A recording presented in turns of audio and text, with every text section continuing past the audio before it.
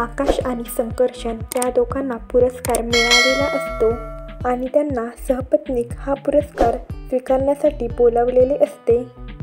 पण आकाशची बायको भूमी ही संकर्षणसोबत राहत असते, तर ती संकर्षणसोबत पुरस्कार घ्यायला जाते आणि आकाश एकटाच जातो.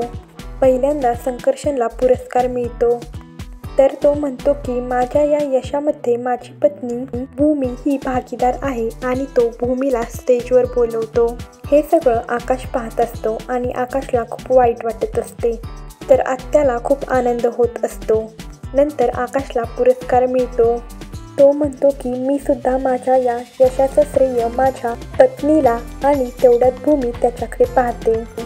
तर आकाश पुढे बोलतो की मी हे श्रेय माझ्या पत्नीला देतो. ती कायम माझ्यासोबत होती आणि मी कायम तिच्यासोबत असेन.